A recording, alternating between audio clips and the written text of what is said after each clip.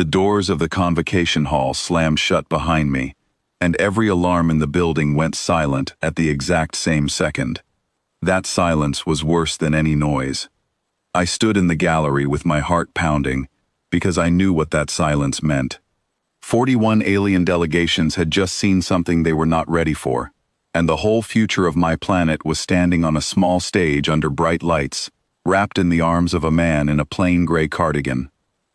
My name is Laura Bennett, and I was there as part of the human team sent to prove that our species deserved a place among the stars. The rule was simple and old. Every species had to bring their strongest predator to this hall, the creature that stood at the very top of their world, the one thing every other animal feared. It was supposed to show the room who we really were. I had already watched terrifying animals from other worlds walk across that stage. A creature with 8 legs and armor like metal came from the Vrek people, grinding its claws against the floor with a sound that made my teeth ache. Another delegation brought something that looked like fire given legs, an animal that had wiped out every other predator on its home planet, before its own people even learned to speak. A third species did not bring anything visible at all, only a warning sign, because their predator could not be seen by the human eye and had already hurt 2 of its own handlers on the way here. Then it was our turn. Daniel Whitfield, our lead ambassador, walked onto the stage. He was not wearing armor. He was not carrying a weapon. He wore a soft gray cardigan, the kind you would wear on a quiet evening at home, and in his arms was a small orange cat named Biscuit. The animal was purring, loud enough that the microphones on stage picked up the sound and sent it echoing through the entire hall. Nobody laughed, nobody moved, the whole room just stared. The herald, the tall 4-eyed being who ran the ceremony, tilted its head toward Daniel. Its voice came out flat and confused. It asked him to please present our strongest predator, because there must have been some kind of mistake. Daniel lifted Biscuit slightly, the way you would show a baby to a room full of family members. He said there was no mistake. This small cat, weighing barely more than a bag of sugar, was exactly what he meant to bring. A wave of quiet muttering spread through the crowd. I could see the armored creature from the Vrek delegation snap its jaws together in obvious disbelief. The fire-colored predator's handler shook its head slowly, as if watching something embarrassing happen in public. The herald tried again, more carefully this time. It explained that the tradition required the greatest hunting animal in our history, not a small house pet that appeared to be falling asleep in front of everyone. Daniel simply said that this cat was our greatest hunting animal, and that on our planet, animals just like this one lived inside nearly every home we had. That answer changed the mood of the entire hall in an instant. One of the alien representatives, a sharp-voiced woman from the Crix people, leaned forward and asked if the small creature was even awake. Daniel admitted that cats slept most of the day, sometimes as many as 16 hours, and that this was completely normal for them. I watched confusion turn into something close to anger on some of those alien faces. They had brought their most fearsome animals, kept behind thick barriers and guarded by trained handlers, and we had walked in with something that looked ready to nap through the biggest event of the century. The herald decided to move forward with the next stage of the ceremony anyway. Every predator had to prove itself inside a special testing room, chasing a fast-moving target that copied the movements of real prey. This was the moment that would decide everything. They carried Biscuit into the testing chamber, the same room where the armored predator had needed 4 full attempts to catch its target, and where the fire-colored creature had finished the test so quickly that judges said it lacked any real control. The moment Biscuit entered the room, his whole body changed.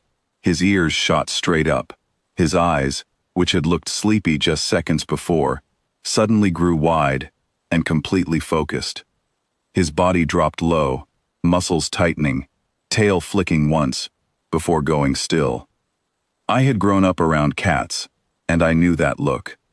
It was the look of complete concentration, right before something fast was about to happen. The target released into the room, spinning and darting unpredictably through the air, exactly like the one used for every other species before us. Biscuit caught it before I could even take a full breath. The room stayed frozen for a moment. The herald checked its instrument twice, as if it did not trust the first reading. It announced that the total time had been less than 1/3 of a second, faster than any predator tested that day, faster than anything in their official records for a creature of that size. Daniel only shrugged and said cats were fast, roughly 5 times quicker than most people in the room, and that this was exactly why nobody at home was allowed to leave a ball of string lying around unsupervised. That single sentence sent a ripple of nervous energy through the entire hall. The Vrechiak ambassador rose from its seat, mandibles trembling slightly, and asked the question that everyone else seemed too shocked to ask out loud. It wanted to know if this creature, capable of such incredible speed, was allowed to live freely inside human homes, near human families, near human children. Daniel said yes, calmly, almost as if the question surprised him.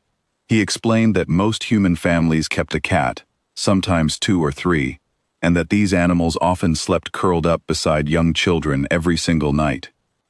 A murmur of disbelief spread through the crowd. Every other species in that hall had spent generations building thick cages and strong barriers just to safely move their predators from one location to another. We had just admitted that ours slept on pillows next to sleeping toddlers. The representative from the Crix people asked, in a voice tight with disbelief, how our species had managed to survive living so closely with an animal that reacted faster than almost anything else in the room. Daniel thought about the question for a moment before answering. He said that humans never really tamed cats the way people imagined. Thousands of years ago, small wild cats noticed that human grain stores attracted a lot of unwanted little animals. The cats moved in on their own, quietly took care of the problem, and simply stayed. Nobody trained them. Nobody forced them. Humans just started leaving food out, and the cats decided to remain close by. The herald asked, almost in wonder, if that meant the cats had chosen to stay with us, rather than being forced to. Daniel nodded and said that was exactly right. He explained that the door was never locked. Biscuit could leave whenever he wanted. He stayed because the food was good, the sunlight through the window was warm, and because somewhere along the way, he had decided that the people around him were not a threat. I watched something shift across the room as those words landed. Every alien species there had proven their strength by showing off power that had to be controlled, locked away, and feared. We had shown something different. We had shown an animal capable of incredible speed and skill, choosing, again and again, across thousands of years, to remain close to us simply because it wanted to. The Vrechi ambassador requested a short pause in the ceremony. When asked why, it said quietly that it believed the human delegation had just shown the room something far more important than raw strength. That was the moment I finally understood what was happening. Every other species had walked in with a warning. We had walked in with trust, and somehow, that felt like the more powerful statement. The representative from the Crix people turned toward me and asked a simple but sharp question. She wanted to know why we had not chosen a larger or more dangerous animal, since our planet clearly had bigger predators available. I looked over at Biscuit, who had already drifted back to sleep in Daniel's arms, one paw hanging loosely over his wrist, completely unaware that he had just changed the direction of an important meeting between worlds. I told her that the larger predators on our planet did not trust humans the way this small cat did. The cat had chosen closeness over distance, comfort over fear, and we believed that said far more about who we were as a people than size or strength ever could. 6 weeks later, our species was formally welcomed into the wider community of worlds. The official record of that day described Biscuit simply as a small predator, with reaction speed far beyond expectations, notable mainly for choosing to stay near humans despite having every ability and every opportunity to leave. One note, added by the Vrek delegation, stayed with me long after that day ended. It said that the humans had not brought their strongest weapon to prove themselves. They had brought proof that their strongest weapon had already decided humans were safe to rest beside, and that the rest of the room was still trying to understand exactly what that meant.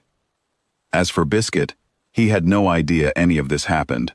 By the time our ship left that station, he was already asleep again, curled up on a warm windowsill, completely at peace, in a universe that had just quietly changed its mind about us.